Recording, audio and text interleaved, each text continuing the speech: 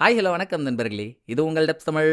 இன்னைக்கு நம்ம 2026ல் ரிலீஸ் ஆன த ஆர்ட் ஆஃப் சாரான்ற ஒரு கொரியன் த்ரில்லர் சீரியஸோட 2வது எபிசோடு தாங்க பார்க்க போறோம். ஒரு எபிசோட் முடிஞ்சு இன்னொரு எபிசோடு ஆரம்பம்னாலே நமக்கு பூகமோன்ற மாதிரியான ஒரு மிரட்டலான கதைங்க அது. நம்ம இது வரைக்கும் பார்த்ததெல்லாம் சும்மா ஜுஜிபி, இதுக்கு மேலதான் எக்கச்சக்கமான ட்விஸ்ட்டுகளை பார்க்க போறோம். ஆனா இன்னும் முதல் எபிசோடையே நீங்க பார்க்காம இருந்தீங்கன்னா அந்த வீடியோவோட லிங்கை கீழே டிஸ்கிரிப்ஷன்ல கொடுத்துருக்கேன், மேல கார்லயும் இருக்கு, அதை பார்த்துட்டு வந்து இதை பாருங்க. ஸோ போன எபிசோடோட ஸ்டோரியை ஒரு குட்டி இன்ட்ரோவா பார்த்துட்டு நம்ம ஸ்ட்ரைட்டா இந்த வீடியோக்குள்ள போயிடலாங்க. அடையாளம் தெரியாத அளவு செதஞ்ச நிலைமையில ஒரு டெட் பாடி கிடைச்சதா, அதை யாரு என்னன்னு விசாரிக்கிறப்போ அது சாரா கிம்ன்ற ஒரு பொண்ணுன்னு தெரிய வந்துச்சு. ஓ, இவங்க தான் அந்த வெளியூர் ஆட்டக்காரியா அப்படின்ற மாதிரி. சாரா கிம் உள்ளூரை சேர்ந்தவ இல்ல, அமெரிக்கால போடியர்ன்ற ஒரு ஃபேஷன் பிராண்ட் இருக்கு, அதோட ரீஜனல் ஹெட்டா இருந்தவ சாரா கிம். இப்ப கொரியாவுக்கு அவங்க பிராண்டை லான்ச் பண்ண வந்திருக்கிறதா சொல்லிட்டு வந்தா. இதை நம்பின நாக்ஸ்ன்ற ஒரு பிராண்டோட சிஇஓ, ப்ளீஸ் ப்ளீஸ் என்னையும் கூட சேர்த்துக்கோயேன், நம்ம 2 பேரும் சேர்ந்து பார்ட்னர்ஷிப் போட்டு பிசினஸ் பண்ணலாம் அப்படின்னு அடம் பிடிச்சு வலுக்கட்டாயமா இன்வெஸ்ட்மெண்ட்டுக்காக கம்பெனி காசை அவங்களுக்கே தெரியாம திருடி 15 பில்லியனை சாரா கிம் கிட்ட கொடுக்குறா. மாசம் மட்டும்தான் சிஇஓக்கு வருமானம் வந்துச்சு, அடுத்த மாசத்துல இருந்து ஒன்லி விபூதி தான். சோ இதுல சிஇஓ கடுப்பாகி சாரா கிம்முக்கும் சிஇஓக்கும் நடுவுல ஒரு வாக்கியா தகராறு. பணத்தை திரும்ப வாங்க சிஇஓ ஒரு கடத்தல்காரனை செட் பண்ணி சாரா கிம் அடிச்சு துவச்சிட்டா. அடுத்து அந்த கடத்தல்காரன் சொன்னதை வச்சு பார்த்தா சாரா கிம் இந்த ஊர்ல வித்த போடியர் பிராண்டோட பேக்ஸ் எல்லாமே ஃபேக்குன்ற மாதிரி ட்விஸ்ட கொடுத்தாங்க. எல்லாத்துக்கும் மேல சாரா கிம் தங்கியிருந்த அமெரிக்கால செக் பண்ணா அந்த மாதிரி பேர் கொண்ட பொண்ணே இல்லைன்னு சொன்னானுங்க. இந்த பக்கோட எபிசோட முடிச்சிட்டானுங்கல்ல. இதுக்கப்புறம் யார் இந்த சாரா கிம்? மெய்யாலுமே அவ போடியர் பிராண்டோட ரீஜனல் ஹெட் தானா, இல்ல அசந்த நேரமா பார்த்து எல்லார்கிட்டயும் ஆட்டியா போட வந்தவளா? மெயின் மேட்டர் அவளை கொன்னது யாரு, அதுல வச்சிருக்க ட்விஸ்ட் எல்லாம் என்ன, எல்லாத்தையும் இந்த எபிசோடுக்குள்ள போய் பாத்துருவாங்களா? வாங்க 2வது எபிசோட ஓபன் பண்ணா நாக்ஸ் பிராண்டோட சிஇஓ எந்த கடத்தல்காரனை வச்சு ஹீரோயினா அடிச்சு துவச்சாலோ அவன் இப்ப ஜெயில இருக்கான். டிபார்ட்மெண்ட்ல புது பிசுன்னு ஒருத்த வந்து சேர்ந்தான்ல, அவன் கடத்தல்காரங்கிட்ட ஜெயிலே விசாரணைக்கு போக அவன் சொல்ல போற கதையை பிளாஷ்பேக்கா காட்டுறாங்க. ஹீரோயின்ட்ட கொடுத்த காசு வரல, இனிமேல் வராதுன்னு தெரிஞ்சதும் கடத்தல்காரனை போய் மீட் பண்ண சிஇஓ, நீங்க தான் பணத்துக்காக கொலை பண்ற ஆளாங்க அப்படின்னு கேக்குறா. மேடம், நீங்களே என்ன கொலைகாரன்னு போலீஸ்ட போட்டு விட்டு சோழிய முடிச்சிருங்க போல, ஆபீஸ்ல போட பாத்தீங்களா இல்லையா? மத்தவங்கள்ட்ட மாட்டிக்கிட்ட உங்க காசை கராரா வாங்கி தரது மட்டும்தான் எங்க வேலை. சரி சொல்லுங்க, யார்கிட்ட இருந்து எவ்வளவு காசு வாங்கி தரணும் இப்படின்னு கடத்தல்காரன் கேட்டதும் பேரு சாரா கிம், அமௌண்ட் 15 பில்லியன் சிஇஓ சொல்லி முடிக்க அடுத்து கடத்தல்காரனும் ஆளுங்களும் ஹீரோயினை ஃபாலோ பண்ண ஆரம்பிக்கிறாங்க. என்ன உயர்ந்த உள்ள ஹீரோயினுக்கு, அவர் ரோட்ல நடந்து வந்துட்டு இருக்கப்போ ரோட்டோரமா குளூர்ல நடுங்கி ஒடுங்கி ஒன்னும் பண்ண முடியாம உட்காந்துட்டு இருந்த ஒரு ஆளுக்கு தான் போட்டிருந்த கிளவுஸ், தன்னோட ஸ்கார்ஃப் அதெல்லாம் இனாமாவே கொடுக்குறா. பொழைக்க தெரியாத பொண்ணு இந்த காலத்துல நல்லவளா இருந்தா என்ன ஆகும் தெரியல போல. அவளுக்கு எவ்வளவு அசால்ட்டா காஸ்ட்லியான பொருள் அவுத்து கொடுக்குறா பாரு. இன்னைக்கு இருக்கு அவளை கச்சேரின்னு. ஆக்சுவலா ஹீரோயினை கடத்தி சும்மா 2 தட்டு தட்டி காசை வாங்கி சிஇஓட்ட கொடுத்துடலான்றதுதான் கடத்தல்காரனோட எண்ணம். ஆனா அங்க நடந்ததோ பாருங்க. கடத்தல்காரன் ஹீரோயினை கடத்தி ஹால் இல்லாத ஒரு இடத்துல வச்சு உரின்னு உரிக்கிறான். ஹீரோயின் தான் அமெரிக்கால இருந்து வந்தவளாச்சே அப்படின்னு தானே சொல்லிட்டு இருக்கா. சோ கொரியன் லாங்குவேஜ்ல இல்லாம இங்கிலீஷ்ல, யாருங்க நீங்க, ஏங்க என்ன இந்த மாதிரி பண்ணிட்டு இருக்கீங்க அப்படின்னு ஹீரோயின் கெஞ்சினதும், அட இந்த இங்கிலீஷ் முடி வேறியா, சரி போல் சிஓட காசு எங்க, 15 பில்லியன் என்ன பண்ணன்னு கடத்தல்காரன் கேட்டா உடனே ஹீரோயின் மூஞ்சில ஒரு நக்கல் லுக்குங்க. கருமோ, இதுக்காக தான் நீங்க வந்திருக்கீங்களான்ற மாதிரி. நான் பிசினஸ் பண்றவ, காசை வாங்கி வேற என்ன பண்ணுவேன், புதுசா ஹோட்டல் திறந்தேன், அதோட லான்ச் பார்ட்டி, வேலை செய்யற ஆளுங்களுக்கு காசு, உள்ள செட்டிங்னு அதுக்கே செலவாயிடுச்சு. ஏன் இப்ப தராம ஓடுவா போறாங்க, அடுத்த வாரம் புது ஸ்டாக்லாம் வருது, காசு ரெடி பண்ணி கொடுத்துட்றேன்னு ஹீரோயின் சொன்னா பாருங்க.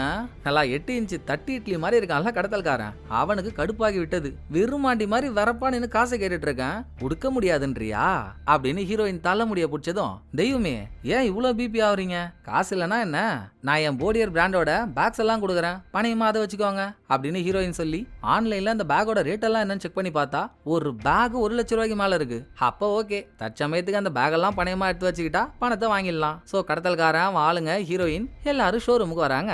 அங்க ஹீரோயின் ஏதோ ஒரு பிளான் பண்றா. பேக் எல்லாம் உள்ளதாங்க இருக்கு, அந்த ரூமுக்குள்ள போக சாவி வேணும், நான் அதை எடுத்துறேன் அப்படின்னு ஒரு டேபிள் கிட்ட வந்து சாவி எடுக்கிறா. டேபிளுக்கு அந்த பக்கம் என்னமோ பண்ண போறா. கடத்தல்காரன் பக்கத்திலேயே நிக்கிறானா, ஒண்ணும் பண்ண முடியல. அப்புறம் அங்க ஒரு பெயிண்டிங்க பாத்துட்டு, அட பெயிண்டிங் மஜாவா இருக்கேன்னு பெயிண்டிங் கிட்ட போனதும் அது வரைக்கும் பம்மி பம்மி பேசிட்டு இருந்த ஹீரோயின், ஏண்டா முட்டா புண்ணாக்க, ஒரு விஷயத்தோட அருமையே உனக்கெல்லாம் தெரியலனா எதுக்குடா எடுக்க வர, நீ பாத்துட்டு இருக்கிறது கூட ஃபேக் தான், வேணா எடுத்துன்னு போ அப்படின்னு கடத்தல்காரனை கலாய்ச்சிக்கிட்டே டேபிளுக்கு அடியில இருக்க அலாரம் பட்டனை ஆன் பண்ணிடுறா. கடையோட கதவெல்லாம் முடியுது, இன்னும் கொஞ்ச நேரத்துல போலீஸும் வந்துருவாங்க. அங்க கேமரா வேற இருக்கு. ஹீரோயின் செம்ம தெளிவா கேமரால மூஞ்சியும் காட்டல, அதே சமயம் கடத்தல்காரங்கிட்ட இவ திமிரா பேசுறான்றதையும் காட்டல. செய்கையில மட்டும் கடத்தல்காரங்கிட்ட கெஞ்சுற மாதிரியே ஆக்ஷன் பண்ணிட்டு, இன்னும் கொஞ்ச நேரத்துல போலீஸ் வந்துருவாங்க, உனக்கு களி தாண்டி என்னையா வாட்டிக்கிற அப்படின்னு நடிப்புல பின்றாங்க.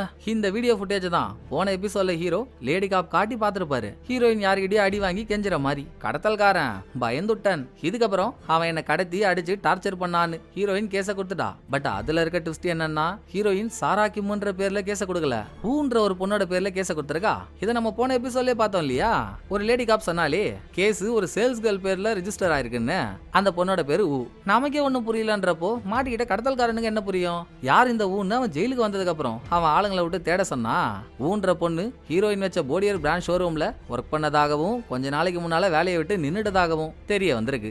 ஆக ஹீரோயின் வேற ஏதோ ஒரு பொண்ணோட ஐடியா திருடி அந்த பொண்ணோட ஐடியில கேஸ் கொடுத்திருக்கான்னா, ஹீரோயின் ஒரு திருட்டு கோட்டா தானே இருக்கணும். எதையோ ஆட்டைய போட பெரிய பிளான் போட்டு தானே வந்திருக்கணும். அது வரைக்கும் கடத்தல்காரன் சொல்ல இங்க சீனை கட் பண்ணா புது பீஸ் இவன் கலெக்ட் பண்ண தகவல்லாம் ஸ்டேஷன்ல மீட்டிங்கா போட்டு சொல்லி இது வரைக்கும் சாரா கிம்ம பத்தி விசாரிச்சதுல அவ லைன்ல குறுக்க வந்தது 3 பேர் தாங்க. ஒன்னு ஊ, ரெண்டாவது சிஇஓ, மூணாவது கடத்தல்காரன். இதெல்லாம் புது பீஸ் சொல்றானா? இங்க இருக்க எல்லாருக்குமே ஒரே டவுட் தான். ஹீரோயின் காசு ஆட்டைய போட வந்ததாவே இருக்கட்டுமே, சிஇஓ கிட்ட 15 பில்லியன் வாங்கிட்டா, அதை எடுத்துட்டு அப்படியே எங்கேயாவது கிளம்பி போக வேண்டியது தானே. அதை விட்டுட்டு தேவையில்லாம ஏன் அந்த பணத்தால ஒரு ஷோரூம் வைக்கணும், காசு செலவு பண்ணணும், திரும்ப இப்படி எல்லாம் மாட்டி அடி வாங்கணும் அப்படின்னு யோசிக்கும் போது ஹீரோ செம்ம பாயிண்டா சொல்றாரு. ஒருவேளை ஹீரோயினுக்கு அந்த 15 பில்லியன் பத்தாம இருந்தா அதை விட அதிகமா வேணும்னு நினைச்சிருந்தா, சோ ஹீரோயின்ட்ட சிஇஓ மட்டும் இல்ல நிறைய பேர் ஏமாந்திருக்க வாய்ப்பு உண்டு. நம்ம தான் தேடி கண்டுபிடிக்கணும்னு முடிவுக்கு வராங்க. இன்னமும் ஹீரோயின் யாரு கொண்டு இருப்பான்னு க்ளூவே இல்ல. முழுசா விசாரிச்சாதானே தெரியும். சோ ஒரு பக்கம் ஹீரோயின் போடியர் பிராண்டோட லான்ச் பார்ட்டி ஒன்னு வச்சால, அதுக்கு யாரெல்லாம் வந்திருக்காங்களோ அவங்க ஒவ்வொருத்தவங்க தகவலையா பாத்துட்டு இருக்காரு. லான்ச் பார்ட்டிக்கு வந்தவங்க எல்லாம் கண்டிப்பா ஹீரோயினுக்கு தெரிஞ்ச ஆளா தானே இருக்கணும். அதுல யாரு நம்ம விசாரணைக்கு சரி வருவான்னு கூட்டத்துல இருந்து ஹீரோ ஒரு ஆக்ட்ரஸ் மேல புள்ளி வைக்க, அப்படியே இந்த பக்கம் புது பீஸ் ஹீரோவுக்கு பின்னாலேயே உட்காந்து அவன் ஒரு கம்ப்யூட்டர்ல போடியர் பிராண்ட பத்தி இன்டர்நெட்ல ரிசர்ச் பண்றான். வாவ், போடியர் பிராண்டா செம்ம பிராண்டாச்சே, நான் யூஸ் பண்ணி பார்த்தேன், பக்கா குவாலிட்டி, பயங்கரமான லுக்கு. ஒரு நல்ல கமெண்ட் வந்திருக்கு. பட் இந்த கமெண்ட் வந்தது 5 வருஷத்துக்கு முன்னால. போடியர் பிராண்ட கொரியால லான்ச் பண்ணதே சில மாசத்துக்கு முன்னால தான். அப்புறம் எப்படி 5 வருஷத்துக்கு முன்ன கமெண்ட் வந்திருக்கும்? டவுட். இதோட ஊ பொண்ணோட ஐடியா ஹீரோயின் யூஸ் பண்ணா இல்லையா? அந்த பொண்ணு இப்போ லைன் சிட்டிங் வேலையாட்களை மேனேஜ் பண்ற பிசினஸ பாத்துட்டு இருக்கா. லைன் சிட்டிங்ன்றது நம்ம நாளைக்கு ஒரு கடைக்கு போறோம்னு வைங்களேன், 6 மணி ஆயிடுச்சுனாலே கடையில கூட்டம் குவியும், லைன்ல நிப்பாங்க. நம்மளால மணிக்கணக்கில் நிக்க முடியாதுல்ல. மேபி அப்படி நிக்க முடியாதுன்னு நினைக்கிறவங்க இருந்தாங்கன்னா அவங்களுக்கு பதிலா கியூல நின்னு அவங்க வந்ததுக்கு அப்புறம் அந்த இடத்த கொடுத்துருவாங்க. நின்ன உழைப்புக்காக கொஞ்சம் காசையும் வாங்கிப்பாங்க. அதுதாங்க லைன் சிட்டிங் வேலை. அதை மேனேஜ் பண்ற பிசினஸ் ஆன்லைன்லயே பாத்துட்டு இருக்கா. சோ அவ இப்ப எந்த இடத்துல இருக்கான்னு தெரிஞ்சுக்கிட்டு புது பீஸா அங்க போறான். சேம் டைம் ஹீரோ ஆக்ட்ரஸ் மேல புள்ளி வச்சு அவளை பத்தி இன்டர்நெட்ல தேடும் போது அவன் நடிச்சிருக்க ஒரு ஆட்லயே போடியர் பிராண்டோட பேக தான் யூஸ் பண்றான். அப்ப இவ ஹீரோயினுக்கு நெருக்கமானவளா இருப்பா. இவளை பிடிச்சா ஏதாச்சும் தெரிய வரும்னு ஹீரோ முடிவெடுக்க அந்த பக்கம் புது பீஸ் ஊருக்கு இடத்துக்கு போயிட்டான். லைன்ல நிக்க போற ஆளுங்களாம் நைட்டே ரோட்டோரமா டென்ட் போட்டு படுத்துருவாங்க. குளிர் வெறித்தனமா இருக்கும். புது பீஸோ சட்டையை தவிர வேற எதுவுமே போட்டு போலையா? நல்லா தீம் பார்க்ல பாம்பைக்கு வந்தவ மாதிரி உன் மொழியே சரியில்லையே. இன்னைக்கு தான் அவனை முதல் வாட்டி பாக்குறேன். வேலைக்கு புதுசோ என்ன குளிர் அடிக்குது, நீ என்னடா வெறும் சட்டை மட்டும் போட்டுன்னு வந்திருக்க. சரி வா, இன்னைக்கு நைட்டு என் டென்ட்லயே தங்கிக்கோ அப்படின்னு புது பீஸ டென்ட் கூட்டின்னு போயிட்டு அப்புறம் காசு சம்பாதிக்க வந்திருக்க. இந்த காசெல்லாம் சேர்த்து உனக்கு ஏதாவது பிராண்டு பொருள் வாங்கணும்னு ஆசையா இருக்கா? வாங்கினா என்ன பிராண்டு வாங்குவ அப்படின்னு கேட்க, நான் போடியர் தான் வாங்கலான் இருக்கேன். இத சொல்லி புது பீஸ் போட்டு வாங்குறான். போடியர்ன்ற பிராண்டை கேட்டதும் ஊவோட மூஞ்சே மாறிடுச்சு. போடியரா? அதெல்லாம் ஒரு பிராண்டா? சீப் பிராண்டா அது? அதெல்லாம் வாங்காதன்னு அவ்வளோ வெறுப்பா பேசுறா. என்னங்க சொல்றீங்க? ஆன்லைன்லலாம் அந்த பிராண்டை பத்தி மஜா கமெண்ட்ஸ் வருது. அப்ப அது நல்ல பிராண்டு தானே, ஏன் அதை வாங்க வேணான்றீங்க? ஏன் உங்களுக்கு அந்த பிராண்டை பிடிக்கலன்னு புது பீஸ் புள்ளி வச்சதும் அதுல கோலத்தையே போடுறா. ஒன்னு நல்லா கேட்டுக்கோச்சி, போடியர் பிராண்டெல்லாம் விஐபி இல்ல, விவிவிவிவிஐபி தான் வாங்குவாங்க. அவங்களுக்கு மட்டும்தான் அந்த பிராண்டு பொருளையே விற்பாங்க. அவ்வளோ ரிச்சான ஆளுங்க ஆன்லைன்ல உட்காந்து ரிவ்யூ போட்டுட்டு இருப்பாங்கன்னு நீ நினைக்கிற? அதெல்லாம் சும்மா ஃபேக்கான ரிவ்யூஸ். நம்பாதன்னு சொல்ல. பரவாயில்ல, உங்களுக்கு இவ்வளவு மேட்டர் தெரியுதுங்க, உங்களுக்கு எப்படி இதெல்லாம் தெரியுதுன்னு புது பீஸ் கேட்டா, நானே கொஞ்ச நாளைக்கு முன்னால இந்த போடியர் ஷோரூம்ல ஒர்க் பண்ணவதாண்டா அப்படின்னு சொன்னதுதான். சூப்பரு. அப்ப உங்களுக்கு சாரா கிம்ம பத்தியும் தெரிஞ்சிருக்குமே. யாருங்க அவங்க? அவங்கள பத்தி நிறைய கேள்விப்படுறேன், உங்களுக்கு தெரிஞ்சதை சொல்லுங்கன்னு கிட்ட இருந்து எல்லா விஷயத்தையும் வாங்கிடுறாங்க. இதுக்கு ஒரு பிளாஷ்பேக் நம்ம போன எபிசோட்லயே பார்த்தோம் தானே. ஹீரோயின் ஒரு பேக் கடைக்கு போனா அங்க இருக்க எல்லா பேக்கையும் சிங்கிள் பேமெண்ட்ல வாங்கி கடை மொத்தத்தையும் அசத்துனால. ஸ்டார்டிங்ல அந்த கடையில வேலை செஞ்சவதா உங்களுக்கு ஞாபகமும் இருக்கும். மெம்பர்ஷிப் போடணும், உங்க பேரு சொல்லுங்கன்னு ஹீரோயின் கேக்குறப்போ பேரு சாரா கிம்மு, மீதி எல்லாம் உன் அட்ரஸ போட்டுக்கோ இப்படின்னு ஹீரோயின் சொல்லிருப்பா. ஹீரோயினோட பர்ச்சேஸ் அதோட அந்த கடையில முடியல. அடுத்து எப்பெல்லாம் அந்த கடைக்கு போறாளோ அப்பெல்லாம் கிட்ட மட்டும்தான் பர்ச்சேஸ் பண்ணிருக்கா. அப்படி ஒரு நாள் கிட்ட பேசிட்டு இருக்கப்போ அவ காலில் போட்டிருந்த ஷாக்ஸ் ஒன்று ஓட்டையா இருந்திருக்கு. போதுவா இந்த மாதிரி பெரிய பெரிய கடையில கடையும் சரி, கடையில வேலை செய்யற ஸ்டாஃப்ஸும் சரி டீசெண்டா இருக்கணும்ல. அப்பதானே கடைக்கு வரவங்களுக்கு இது நல்ல ரிச்சான கடை தான்ப்பா அப்படின்ற ஃபீலே ஓடிக்கிட்டே வரும். ஓட்ட சாக்ஸ பார்த்ததும் ஹீரோயின் கோச்சிட்டு போயிட்டா.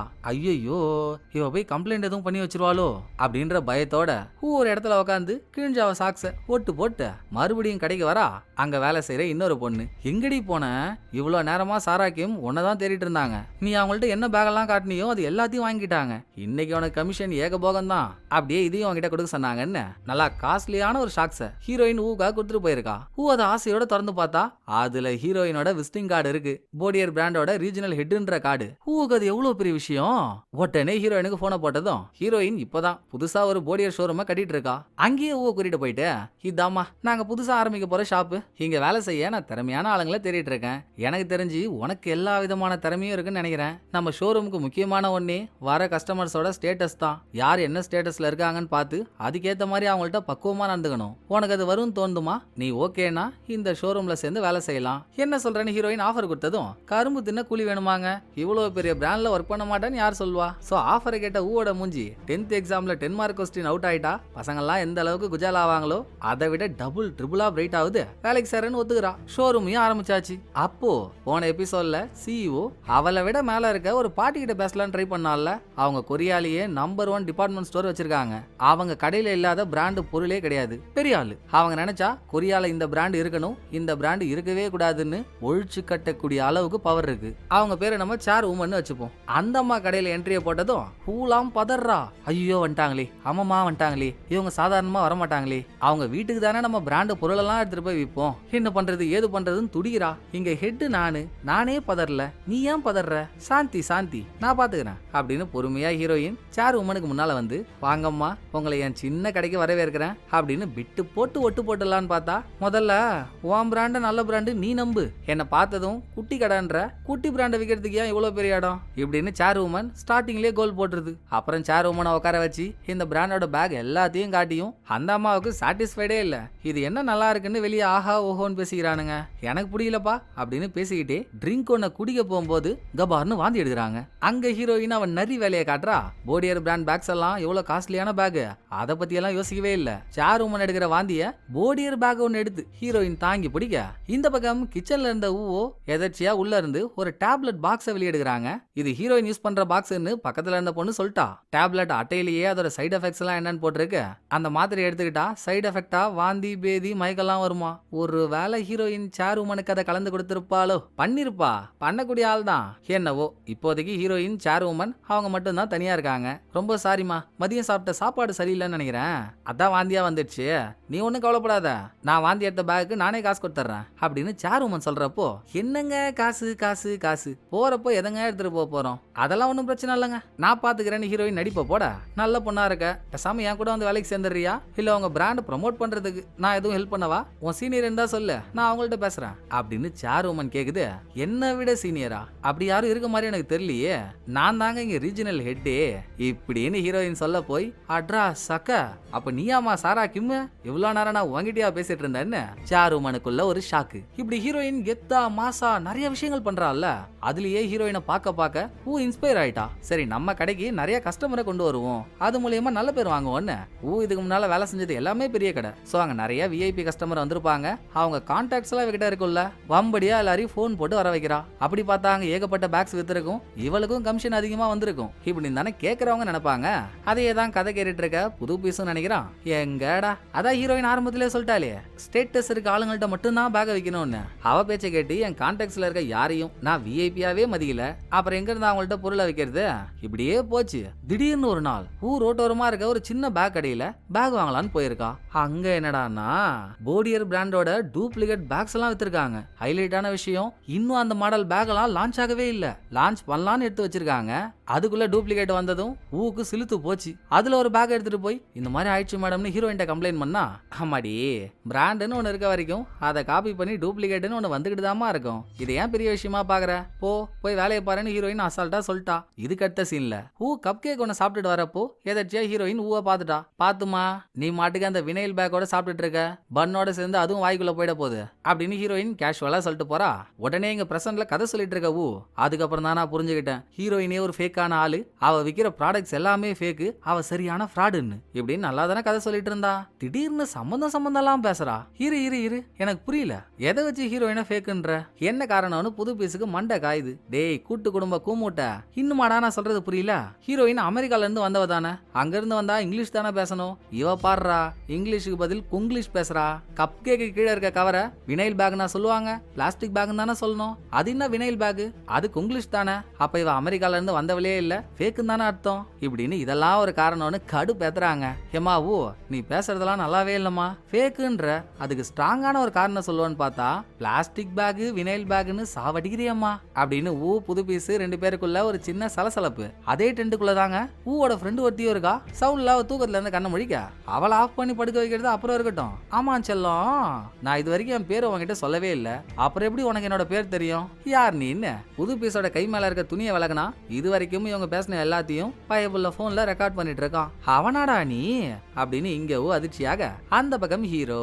ஆக்ட்ரஸ் ஒரு ஃபங்க்ஷன்ல கலந்துக்கும் போது அங்க நிறைய பேர் ஆட்டோகிராஃப் வாங்க புக்ஸ் நீட்டுறாங்க. அதுல ஒரு ஆளா ஹீரோவும் அவ டைரியை நீட்ட வாங்கி திறந்து பார்த்தா ஒரு பக்கம் ஹீரோவோட போலீஸ் ஐடியும், இன்னொரு பக்கம் சாரா கிம் கொல்லப்பட்டுட்டான்றது எழுதிருக்கு. பார்த்ததும் ஆக்ட்ரஸ் மூஞ்சில ஒரு மிரட்டலான லுக்கு. அடுத்து ஆக்ட்ரஸோட கார்லயே உட்காந்து ஹீரோ ஆக்ட்ரஸ் 2 பேரும் பேசிக்கிறப்போ சாரா கிம்ம யாரு கொண்டு இருப்பாங்கன்னு எனக்கு ஒரு ஐடியா இருக்குங்க. போடியர் ஷோரூம்லயே வேலை செஞ்சு அடுத்து வேலையை விட்டு தூக்கப்பட்ட ஊதா இதை பண்ணிருக்க அதிக சான்ஸ் இருக்கு.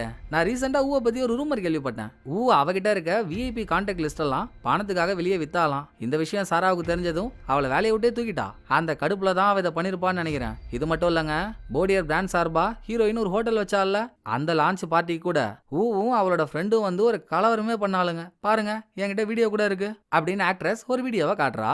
நம்ம இப்போ டென்ட்ல பார்த்தோம்ல, கூடவே ஒரு நண்பி இருந்தாலே, அவங்க 2 பேரும் லான்ச் பார்ட்டிக்கு வந்து இதெல்லாம் ஒரு பிராண்டா, கழுவி தூக்கி போட வேண்டிய பிராண்டு, இவளை நம்பி நீங்களாம் வந்திருக்கீங்க அப்படின்னு கத்தி கூப்பாடு போட்டிருக்காங்க. இதுல மிக முக்கியமான விஷயம், ஊவோட ஃப்ரெண்டு தாங்க ஸ்டார்டிங்ல ட்ரைனேஜுக்கு அடியில இருந்த ஹீரோயின் பாடியை கண்டுபிடிச்சவளே. ஹீரோவை டென்ட்டை கண்டுபிடிச்சி டென்ட்டை ஓபன் பண்ணா அங்க ஹீரோவுக்கு முன்னாலேயே புது பீஸ் படுத்துட்டு இருக்கான். நீயா நீயா நீயா அப்படின்னு ஹீரோவுக்குள்ள ஒரு எக்கோ. பிறகு நண்பி 2 பேரையும் ஒரு ஹோட்டல்ல உட்கார வச்சு சாரா கிம் செத்துட்டானதும் அவங்களுக்குமே சாரா கிம் செத்துட்டானதும் அவங்களுக்கே அப்படியான ஒரு பிரமிப்பு தான். போதா குறைக்கு அந்த பொண்ணோட பாடியை கண்டுபிடிச்சதே நீதாமான நண்பிட்ட சொன்னதும் நானா, எது இந்த மூஞ்சி செதஞ்சு ஒரு பாடியை ட்ரைனேஜ் கடியில பார்த்தமே அதுவா சாரா கிம் அப்படின்னு 2 பேரும் உறைஞ்சு போயிடுறாளுங்க. இதுக்கே உறைஞ்சா எப்படி? எனக்கு என்னமோ அந்த கொலையவே நீங்க தான் பண்ணிருப்பீங்களோ டவுட்டா இருக்கு. கொஞ்ச நாளைக்கு முன்னால எம்மாவு உன்னை ஹீரோயின் வேலையை விட்டு தூக்குனால, அந்த கடுப்புல நீ எதுவும் கொலை பண்ணிட்டியா அப்படின்னு ஹீரோ விசாரணையை ஸ்டார்ட் பண்ண, நான் எங்க அவளை கொல்ல போறேன், ஆனா என் வாழ்க்கையவே அவ முடிச்சு விட்டான்னு அவன் மேல எனக்கு ஒரு காண்டு இருந்துச்சுதான். அவளுக்கு எதிராக என்கிட்ட இருக்க ஒரு விஷயத்த வச்சு அவளை என்ன மாச்சு பண்ணலான்னு பார்த்துட்டு தான் இருந்தேன். அதுக்குள்ள இந்த மாதிரி ஆயிப்போச்சு. நான் சொல்றேன் அவளுக்கு எதிரான அந்த விஷயம் எது தெரியுங்களா? இந்த உட்காந்துருக்கால என் நண்பி, இவ தான் அதுன்னு ஒரு குண்டை போட்டு அதுக்கான கதை ஸ்டார்ட் ஆகுது.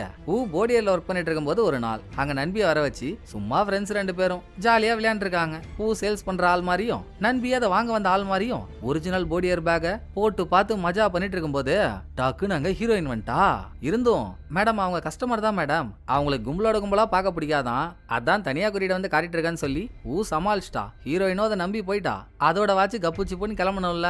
மறுபடியும் அங்கேயே உட்காந்து அவங்களுக்கு மட்டும் உண்மை தெரிஞ்சிருந்தா இன்னும் ஆவருது, நம்ம 2 பேரையும் அறுத்து 6 துண்டா போட்டிருப்பாங்கல்ல அப்படின்னு புலம்பிட்டு இருக்க.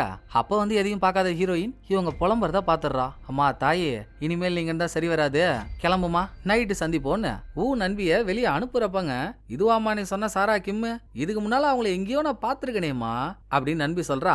அப்ப அதை பெரிய விஷயமா எடுத்துக்கல. பட் இவங்க 2 பேரும் பேசிட்டு இருக்கிறத ஹீரோயின் மேல ஒளிஞ்சு நின்னு ஒரு வித பயத்தோட பாத்துட்டு இருக்கா. ஏன் இதுக்குன்னு காட்டுறதுக்குள்ளேயே ஹீரோயின் வேலையை விட்டு தூக்கிட்டா. வாட்டர் சாக்ஸ் போட்டு பழைய கல்ல சுத்திட்டு இருந்த, போனா போதேன்னு உன்னை கூப்பிட்டு இவ்வளவு பெரிய இடத்த கொடுத்தா தப்பு பண்ணிட்டல, ஒன்ன மாதிரி ஆளு இங்க சரி வராதமா, கிளம்புன்னு வெளியே துரத்த. கரெக்டா ரூம் விட்டு வெளியே வரும்போது ஒரு இன்சூரன்ஸ் கம்பெனியோட ஏஜென்ட் போன்ல பேசிக்கிட்டே ரூமுக்குள்ள போறாங்க. இங்க வேலை போயிடுச்சு, அடுத்து வேற எங்கேயாவது வேலை தேடணும்ல. பல வருஷம் பெரிய பெரிய பிராண்ட் ஷோரூம்ல ஹேண்ட்பேக் வித்து தான் எக்ஸ்பீரியன்ஸ். அது சம்பந்தப்பட்ட வேலை கேட்டு ஒரு ஆள்கிட்ட போறா. உனக்கு மேட்ரே தெரியாதாமா, உன்னை பத்தி இண்டஸ்ட்ரியில எவ்வளவு விஷயம் ஓடிட்டு இருக்கு, யாரு உன்னை நம்பி வேலை தருவா, நீ தான் காசுக்காக உங்ககிட்ட இருக்க விஐபி ஆளுங்களோட கான்டாக்ட்ஸ் எல்லாம் இன்சூரன்ஸ் கம்பெனில வித்தியாமே, அப்புறம் யாருமா உனக்கு வேலை தருவா இப்படின்னு ஒரு பொண்ணு சொன்னதுக்கு அப்புறம் தான் இதுக்குள்ள ஹீரோயின் பண்ண தகுடுதான் வேலையவே புரிஞ்சுக்கிறா. வேலை போயிடுச்சேன்னு ஹீரோயின் ரூம் விட்டு வெளியே வரும்போது ஒரு இன்சூரன்ஸ் கம்பெனி ஏஜென்ட் ரூமுக்குள்ள போனாங்கல்ல. ஹீரோயின் தான் ஏஜென்ட் கிட்ட கஸ்டமர்ஸோட கான்டாக்ட் எல்லாம் கொடுத்து அதை தான் வெளியே விட்டான்ற மாதிரி பொருளைய கிளப்பிட்டா. சரி நம்ம ஒரு தப்பு பண்ணோம், வேலையை விட்டு தூக்குனா ஓகே, அடுத்து இண்டஸ்ட்ரிக்குள்ளேயே நம்மள வர விடாத மாதிரி ஏன் இவ்வளவு வன்மத்தை காக்கணும்? இது ஊவுக்கே புரியலையா? பிளஸ் ஊவுக்கு மட்டும் வேலை போலங்க. அன்னைக்கு நண்பி வேலை செஞ்ச இடத்துலயும் அவளை வேலையை விட்டு தூக்கிட்டாங்க. அவ ஓட்டர் சாக்ஸ் போட்டிருந்ததா யாரோ கம்ப்ளைண்ட் பண்ணதாகவும் அதனால உன்னை வேலையை விட்டு தூக்குறதாகவும் சொல்லி தூக்கிட்டாங்க. நண்பி அதை சொன்னதுமே ஊ கேட்ச் பண்ணிட்டா. இதுவும் ஹீரோயின் பார்த்த வேலை தானா? நம்ம அவளுக்கு அப்படி என்ன பண்ணிட்டோன்னு நம்ம வாழ்க்கையவே முடிச்சு கட்டா. ரைட்டு, நம்ம இந்த இண்டஸ்ட்ரிக்குள்ளேயே இருக்க கூடாதுன்னு அவ துரத்துறத பார்த்தா அவ நம்மளை பார்த்து பயந்து அவாய்ட் பண்றா போலியே அப்படின்னு ஊவுக்கு புரிஞ்சும். நண்பி தானே சொன்னா நான் ஹீரோயினை இதுக்கு முன்னால எங்கேயோ பாத்திருக்கேன்னு. இப்போ வரைக்கும் எங்க பார்த்தோன்னா அவளுக்கு ஞாபகம் வரவே மாட்டேங்குது. பேசாமங்க இந்த ஹிப்னடைஸ் எல்லாம் சொல்லுவாங்கல்ல, அதை ட்ரை பண்ணிட்டுமா நானு? அது நமக்குள்ள ஒளிஞ்சிருக்க உண்மையெல்லாம் தானா வெளியெடுத்துட்டு வரும்னு கேள்விப்பட்டிருக்கேன். சீக்கிரமா கண்டுபிடிச்சு உங்கள்கிட்ட சொல்லிடுறாங்க அப்படின்னு நம்பி ஹீரோ கிட்டையும் புது பீஸ்டையும் சாப்பா கட்டு கட்டினதும், அடி வெகுமதியா வாங்கின வெட்டுக்கிளி முட்டைங்களா என்னாடி சொல்ல வரீங்க? மொத்தத்துல இதுக்கு முன்னால சாராக்கியமா எங்க பார்த்தோன்னு உங்களுக்கு தெரியல, ஞாபகம் வரல அதானே அப்படின்னு ஹீரோ கடுப்புகள் ஆயிரானதும், சார் அதான் யோசிச்சுட்டு இருக்கால, சீக்கிரம் ஞாபகம் வந்துடும். வேணா அது வரைக்கும் நான் அந்த ஷோரூம்ல என்னெல்லாம் கலெக்ட் பண்ணணும் அதை இந்த டைரியில எழுதி வச்சிருக்கேன், இதை வேணா வச்சுக்கோங்க அப்படின்னு ஒரு டைரியை கொடுக்குறா. வாங்கி பார்த்தா அதுல போடியர் ஷோரூமு, அதுல வேலை செய்யற ஆளுங்க, வர கஸ்டமர்ஸ், ஹீரோயினுக்கு தெரிஞ்ச ஆளுங்கன்னு எல்லார பத்தின தகவலையும் ஊவால எவ்வளவு கலெக்ட் பண்ண முடியுமோ அவ்வளவு கலெக்ட் பண்ணி வச்சிருக்கா. ஏமா இவ்வளவு தகவல் வச்சிருக்க, முன்னாடியே இதெல்லாம் போலீஸ்ட்ட வந்து சொல்லிருக்கலாம்ல, ஏன் கம்முன்னு இருந்துட்டேன்னு புது பீஸ் கேட்டா என்னன்னு வந்து கம்ப்ளைண்ட் பண்றது? எல்லா பிராண்டோட ஸ்டாக்ஸுக்குமே சீசன் டைம்னு ஒன்று இருக்கும். இந்த ஸ்டாக்ஸோட சீசன் டைம் 6 மாசம்னு வைங்களேன். 6 மாசத்துக்குள்ள அந்த ஸ்டாக்ஸ் எல்லாம் வித்துறணும், அதான் டார்கெட். ஒரு சீசன் முடிஞ்சு அடுத்த சீசன் ஆரம்பிச்சதும் அதுக்கான ஸ்டாக்ஸ் எல்லாம் வந்துடும். சோ இந்த பழைய ஸ்டாக்ஸ், அதாவது விற்காம மீந்து போன ஸ்டாக்ஸ் இருந்ததுன்னு வைங்களேன், அதைத்தான் 50% ஆஃபர் 70% ஆஃபர்னு போட்டு ஓட்டி விடுவானுங்க. அப்படி ஹீரோயினோட போடியர் ஷோரூம்ல சீசன் முடிஞ்சு ஸ்டாக்ஸ் எல்லாம் மீந்து போனதும் இதை ஓரமா வைக்கிறதுக்கு பதில் கொளுத்துறதே மேலுன்னு ஹீரோயின் கும்பலா எல்லாத்தையும் போட்டு மொத்தமா கொளுத்தி விட்டா. அந்த பேக் எல்லாம் எரியும் போது ஹீரோயின் கண்ணுல கண்ணீர். ஊவை பொறுத்த வரைக்கும் ஹீரோயின் விற்கிற பேக்ஸ் எல்லாம் ஃபேக் தானே. பேக்ஸ் எல்லாம் ஃபேக்காவே இருந்திருந்தாலும் ஹீரோயின் கண்ணுல இருந்து வர தண்ணீர் அவ்வளவு உண்மையா இருந்திருக்கு. சோ இதனால சந்தேகம் வந்து போய் மாறி மாறி மோல்ல இருந்திருக்கா. போதா குறைக்கு போடியரோட பிராண்ட்ஸ் எல்லாம் சேர் உமன் ஒருத்தவங்களை பார்த்திருந்தோம்ல, அவங்க டிபார்ட்மெண்ட் ஸ்டோருக்கு மாத்தி அங்கேயும் விற்கிறதா வேற ஒரு பேச்சு.